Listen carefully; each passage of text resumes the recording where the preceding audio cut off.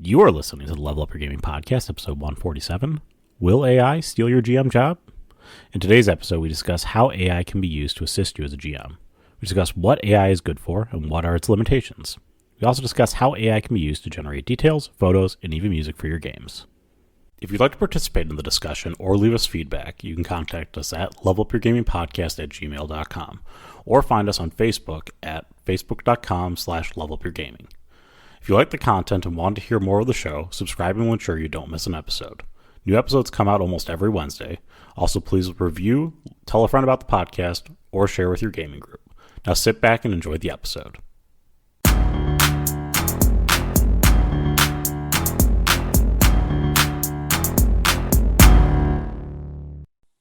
Welcome into the Level Up Your Gaming Podcast. My name is Aaron, and joining me virtually once again, I've got Josh. Josh, how are you doing today? I'm doing fantastic. How you doing, Aaron? I'm doing great. Absolutely, Josh. I'm doing great. Excellent. That is a great idea. Thank you. Yeah, so you probably are wondering if we dropped a really, really weird episode. There's a nice little disclaimer in front of it, but still, it is a weird ass episode. And that was because it was generated by AI, as described in the last episode. And that was literally the first time I read the script. I did cut it up a little bit for you, so you didn't have to listen to me cracking up when I got through all the absolutely's. And that's a great idea, Josh. And, ha ha ha ha ha. I really had a bit of fun making it. And I think that's the part that really stuck with me, is that I had gone through and, logged into this chat program and started giving it prompts just a after all. I should have actually been doing something else. And what came out of it wasn't great, but was very entertaining. And I wanted to share that with you all. It was serviceable. Like, no, this episode, the show is not going to end up with a bunch of Chat GPT generated episodes. I'm not gonna phone it. If I ever phone it in that bad, no, I'll just do something on it. Yeah, it'll be fine. But I thought it was really interesting that it did. I had asked for banter, and it was very like, I don't know. There is problems with AI, and there are some very obvious ways you can tell when something has been AI generated, but I still think it's an interesting tool, and I would like to discuss it in terms of how it can work for games. Well, yeah, I think it's interesting in the way that you are currently using it for some generation of your game world itself. Obviously, the big caveat with AI is it's only as good as the inputs that you give it. Okay, so that's usually my retort to somebody who says that AI is going to take over the world. It's only as good as the inputs. I've seen what users do. I do not trust AI to handle them.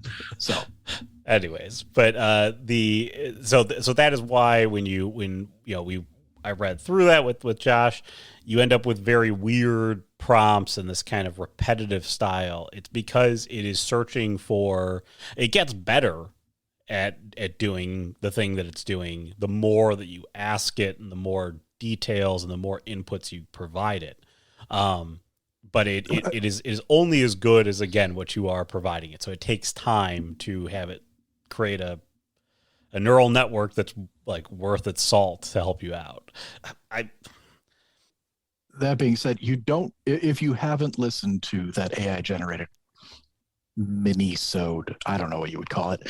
I don't think it's necessary for what we're talking about here. It is just, it is its own thing. It is an artifact of a time when we did play around with it. And it's an interesting toy. And it's an interesting tool, and you can do a lot with it.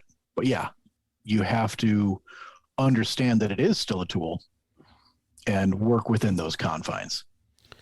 Yeah, I think what's interesting is how you're actually using it in your game. Like I mentioned, you're using it to generate articles and stories for your Cyberpunk game, and I feel it's pretty perfect for that kind of thing. It fits with the theme, I think. Now, I'm not. There's not going to be the big twist, and that the articles are actually coming from an AI. I was just using it as side characters and background stuff, and um, I was doing it just to see originally what it would produce, and what it came up with was um, very serviceable for generating lots of flavor text or lots of background. No mainline stuff, no like core story information, but as filler for the world, make it seem more alive. It's really good at that. And so what I started doing is in the cyberpunk game that I'm putting together, I figured, hey, you've got to have media. You've got to have like, scream sheets or e-zines or whatever you call them. And so I generated a bunch of news stories. I generated a bunch of news reporters and generated these stories and started populating uh, like a web news site, and it reads very much like BuzzFeed articles or like just generated articles that you'd see online, probably because some of those news articles that you're reading online might be AI generated anyway, with whatever prompts. So you can get very serviceable background information using AI, Yeah, but I still needed to clean it up a bit. yes. Again, I don't know what the articles looked like when you first had them spit it out or whatever, but I think it was, again, you can sort of get the general gist of what you kind of want to, tell to your players, and it can come up with kind of a not so creative story or a slightly creative story. It does help fill in gaps in places that you currently don't have. Also, if you are looking for inspiration to fill in some side quest stories, some backstory stuff, that can help you kind of generate that additional information that maybe isn't so crucial to your main plot, but it is really nice to have to kind of flesh out the world. So like it saves you a little bit of time in that regard. Well, and back in that mini episode that we did, I had requested a number of world building prompts, and some of the first ones were like so incredibly obvious, like standard ones. The ancient civilization that's laid to ruin. Yeah, that's like half the stories we read or play. But then there was the one that I really found interesting, so I asked it about it again. That's just why it came up multiple times in that episode, which was when you have that ritual that reincarnates people by imprinting the memories on new bodies and the political ramifications of that. I thought that sounded fantastic, and that sounds like a fun story. The first time that one popped up, I was like, that actually sounds really good. And then the second time it popped up again, I was like, wait, didn't we just read about this one? And it was like totally out of left field. It wasn't quite as good as the first one. No, but that's sort of the thing, is that it can give you these ideas, but you have to remember it is not coming up with its own stuff. It's not generating things whole cloth from the ether. It is using various bits and pieces of media that it has consumed, and it's regurgitating it back at you. It might be cutting it up here and there, mixing it with other things, but it is giving you some of that already exists, which I think if you're going to use this, like understand that it exists. And I don't see any problems with using it, because I don't see any problems with, we've talked about this before, stealing media for, inspiration or for side quests or whatever. And I don't think that this is really any different than like rolling on a random table. It really isn't. I mean, like again, you somebody might be able to say, well, this is totally different because it's unique ideas being generated. Like it's really not. It is random encounter, but it's just like random encounter with prompts. So I mean, like that's all it's changed here, and it is and effectively what it is doing is it's just aggregating already existing stuff that it knows about in from the internet, specifically as you were using Chat GPT. So like that's how that works. Mm-hmm. And so because it's aggregating that data, effectively you're stealing other people's ideas, but sort of mashing them together in a unique way. So, or maybe not so unique way. I mean, that Shifty Rogue was super unique, and I don't know. It came up with that really cool character I'd never heard before about the former adventurer who's now running a bar, but might be still running adventures on the side to pay off a debt. that he Never incurred met while that guy before. adventuring. Oh my God. So yeah, it is very, it can give you some great ideas. It can really give you some great starting points for things. But you have to remember it's only as good as its inputs.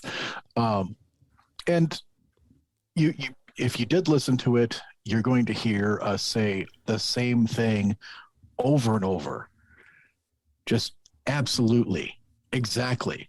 That's a good idea because it's looking it recognizes patterns and it'll put those patterns to use. And so when I was putting together the script using the AI, it was very much just doing the same thing over and over. And you do need to see if you're going to use this, it's great for giving you ideas, but it is not a finished product. It doesn't produce unique results, and it cannot anticipate what your players are going to do or how they're going to react to things. So really the key here is that it's an idea tool, and it's still up to you to make your world, to flesh it out, to bring your players into that story and to give them that experience. But I mean, it can help you get there. Yeah, no, I mean, again, it is there to, like you said, flesh out the world. It's there to give you the assistance in creating quirky NPCs, or you can use it to you're using it for the news articles, but you could use it to populate your side quest data. You could use it to generate like history data. You could use it to do all sorts of things that maybe kind of fall to the wayside, or maybe like they're gaps in what you don't do well, or maybe you need some inspiration to try to figure out how do I make that work. And so, that's a great time to use the AI. It's basically like giving you, the prompts for the thesis that you're writing. And then you can sort of like be like, that's great. Let's talk more about that. Yeah. I think, so I was using it for background stuff for the Cyberpunk game. And one of the first things I came across, I had come up with a couple of, it's really great when you ask it for lists of things, like give me 5 ideas, give me 10 of these. I asked it for, I think, a list of hackers and like, what they do or what they're known for. And like, there were 3 names, and they were the same 3 names, and they kept coming up with these 3 names no matter what I did. It was Raven, Shadow, and Edge, because that's all I can think of. Apparently those are the only had. 3 hackers in cyberpunk history. And so I was like, okay, give me some gang leader names for like booster gangs out in the wilds that are running drugs. Well, Shadow is doing this, and Edge is their main competitor, but they need to watch out for Raven. And I'm like, okay, did you like lose the thread here? Yeah, so again, it is really it's still incumbent on you to kind of flesh out the idea, put the human touch on it there. Maybe use generic people, or you can view Raven, Edge, and Shadow as your generic 3 people, and you can sort of fill them in with your own names. But I think what you can get out of it though is, it's like talking to somebody. Like the best people who could give you feedback for designing your game would be your players if you could talk to them about everything. But the problem is that if you talk to them about everything, then you're compromising your game. So this is a good way to sort of get the feedback into what you're doing, by being able to ask it questions and getting, I guess, more generic responses. But if you maybe do the prompt enough times, you can get better responses to kind of help you generate the ideas that are going to resonate well with your base. And again, you'll see one that will pop up and you'll go like, my guys will like that. Like, again, KYP. So don't take every prompt. You don't be like, oh, Shifty Rogue, excellent. I'm gonna add that to my story. Or X Adventure Bartender. Oh yes, I never thought of that one before. But you might be like, oh, this is a really unique thing. Like, can I make this work? The other thing that you should be cautious of too is that it might throw out a really good idea. And just because you get good ideas doesn't mean that this is the right story for you to tell that idea. So you have to know, like, this is the type of game I'm telling, and this would be a great game. So let me go ahead and jot that one down, save it for later. But it can't fit with what I'm doing right now. So don't just try to shoehorn every idea into your game. One of the other things I was looking at was use it to see if your story is going in a logical manner, if it'll follow the plot points you give it. You can ask, like, what would you think would be the next thing to happen in this story, and see if an AI can recognize the points of your story and can connect the dots. As far as mystery goes, that sounds like a really nice way to make sure that you're designing it pretty simple. This is not a world-class Sherlock Holmes style mystery investigator. It is just picking up the exact points that you're putting down and trying to piece together the clues and figure out what the next story bit is.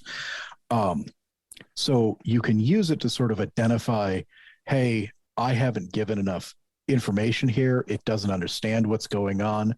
I need to add more info. I need to add more to this mystery to make it solve. But I also want to bring up the fact that it called me out on the whole hat thing when we were doing the fake episode.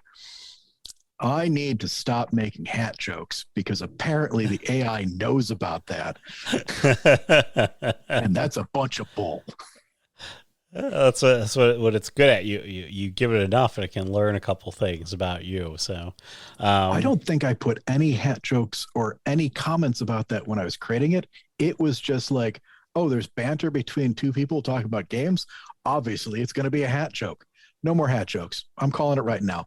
Level up your gaming. No more hat jokes. No, there's going to be a hat joke in the next episode. Get ready for it. We're actually going to be talking about hat jokes. That's going to be our topic for next week. So, oh, is that what it is? I better put some notes down. Or if it's some notes down, it's going to be a bunch of puns about hats and haberdasheries and all that good stuff. So, one of the other interesting things I thought you did with AI, when you were generating those news articles, was also generating images with it.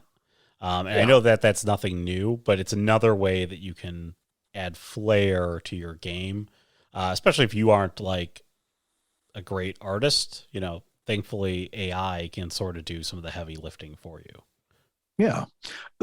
I had signed up for an AI, like a free AI image generator back in November or something like that, just to sort of play with it, see what it's like. You can trust me to find interesting websites and play on them when I should be doing other things. And I started making images, and you can refine them. You can give it prompts. You can get multiple images out of these things. There's one of the generation programs is just Stable Diffusion, and it is really good at taking your prompts and turning it into things. It's better if you are very specific.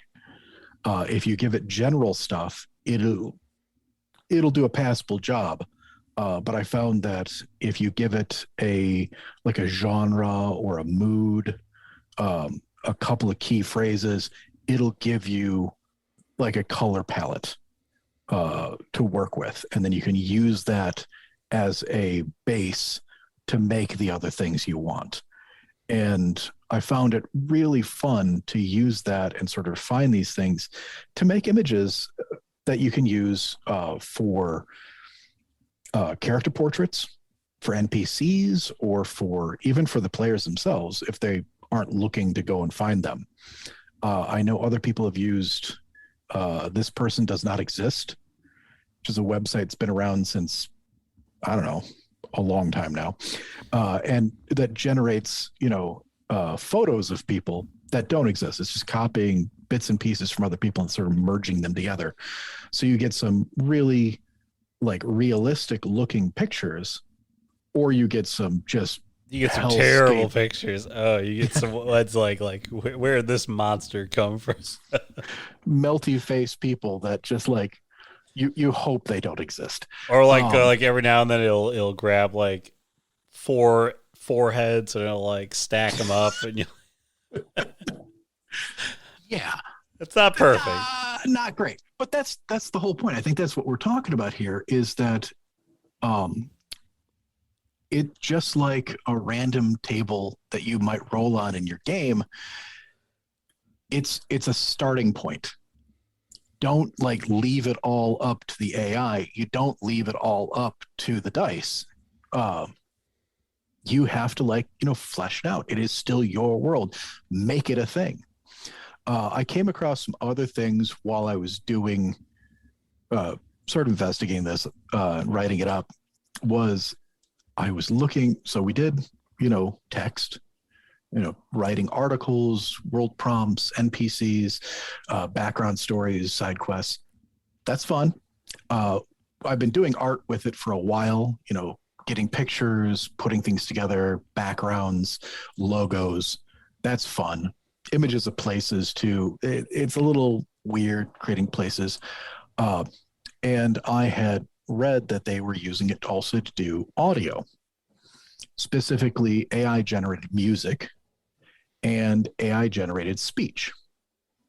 Now, text to speech has been a thing since forever. I mean, they've had that just forever. But giving it inflections and tone and sort of pausing and making it sound more human and realistic, it's getting better. But a lot of the speech sites that I went through, they cost, and I'm not spending money on this. If you want to do that sort of thing, if you think you've got a use for that in your game where you've got like an audio clip of somebody, this is a message from the Queen sort of thing, maybe it sounds fun. It could be used in a way, uh, but you still have to you have to fill in the text. It's not going to generate that for you, and then you refine it based off of what parameters you want, what emotions you want to give for whatever. uh, and I think they've got there's some out there that'll actually do voice changing. So if you are the kind of person that wants to have specialty voices for different characters, it's a possibility, but it sounds like a lot of work. And then you're there with an audio board flipping through which what you're saying, you know, and that can be real weird. Yeah. Uh, I mean, again, so background music, I don't know how good that would necessarily be, because you see, I feel like these should be tools to help you save time. Okay, so if you are going to use background music, I tend to find, unless you're going to record something and publish it, you want to have something totally royalty free. Um, I would tend to find that with background music, it's better to go with what you know. So, like, if you heard it in a movie, if you heard it in a video game, you heard it, you know, on the radio, those are better choices because you have concrete, you know what they are, and you know how they would fit into your game. I think is the better way to say that. Um, as far as speech goes, that's interesting. Like that's a, it's a it, so is it just speech augmentation, or is it like you can actually have like it generate a speech and then read it out to your players? You'd have the sites that I was going through that have the AI generated speech don't provide the prompts. You have to put in the text yourself. And even then, it was asking for, what's the mood? What's the tone? What's the speed? Where do you want pauses in it? And you get a lot of fiddling and whatnot. At which point, it's no longer, um, it's not saving you any time. This is not a tool for saving time. And I think that's where it differs. All the audio stuff differs from the art and the text based, because those things are just like pumping out things for you to use. Whereas what I was running into with the audio was, yeah, it'll generate music, but it is really bland and not super, like, it nothing's going to be catchy. It's not, you're not going to get earworms. You're not going to get anything that evokes uh heroic blah blah blah. But it'll sound like fantasy elevator music. And it does that great. I don't have any use for that. I you get, you know you find songs. And the speech thing was, it, like, yes, you could do, like I was saying, where it would do voice changing, and use your voice to generate a new voice based off of its criteria. But once again, that's it's really situational. Uh, Having to generate a text and then send it to it and have it create an audio, and then you go in and edit it so it fits the mood and tone and speech patterns you want. That stops being a time saver and starts being another thing that you're spending a lot of time on, when you could just, you know, talk to your players. Yeah, no, I think that's a really good point about it. Again, the I think the when we're looking at it as a tool for you to use, I think what you're discovering, Josh, as you're kind of using it right now, is that it can save you the time in terms of like inspiration for ideas, and as long as you are using it to like wisely for that purpose, I think it's probably a great tool to put in your toolbox and to play around with. You also need some time to work with it, so there's an upfront investment in terms of chatting with it and trying to get it to generate useful information. But if you have the time to kind of work through it, and again, that beats out the time that you would be spending to, um, you know, put it together in any other sense, like come up with your own ideas. I think it's probably worth generating and prompting ideas, and kind of trying to dig down and flesh out ideas. And again, it's not cheating, because your players could ask it the exact same prompts and it would get different results. So it is going to be fairly unique to the situation that you talk, or that you use the AI to help generate things, and it is a tool. It's going to give you that ability to kind of fill in some of the blanks that are out there in the world, and maybe like your players throw you a curveball one week, and it helps you navigate that curveball when you go into your maintenance period and you start working on your game. Like, how do I make this work? Like, my players are going to go into an active volcano to summon a demon. Like, this is terrible. Like, But if you are stuck, getting some sort of inspiration is great. And it's just a tool. It is still up to you to bring your world to life for your players. And if it has generated a couple of prompts for you, if it's generated some background or a side quest or whatnot, it hasn't run your players through it. That's still up to you. It's still up to you to bring that world to life and your players to experience it. And so even with the prompt, your players can do whatever they want, and they might. They might just run completely all over any story prompts you give them anyway. Why not have an extra tool in your hand, in your back pocket to sort of fill in those gaps? Absolutely. That's a great idea, Aaron. I'm gonna take that one to the bank, Josh. We're gonna talk about that again. So, no, it's so. What one last little commentary on that episode? It's very good, kind of improv-y thing. If you want to learn how to yes and, read the AI. Let's see how it does the conversation, because it's all positive. It's like yes. Go on. Tell me more. Do you have anything else you want to add to this episode, Josh? I mean, don't be afraid of new technology, new things, because you might find a way to make things work. Just be, doom and gloom. You'll see it all over the news about how everything's going to heck and you got to watch it because they're going to steal your gerbs. But have fun with it. Yeah, no, don't be afraid of it. Don't give it your social security number, but don't be afraid of it. Ask it what your social security number should be and see what it comes up with. I mean, don't do that either. No, do not do that. Don't start doing that. Anyways, that's gonna wrap us up for the week. I hope you enjoyed the silly episode we did before this one, and then also the episode discussing why we did that silly episode.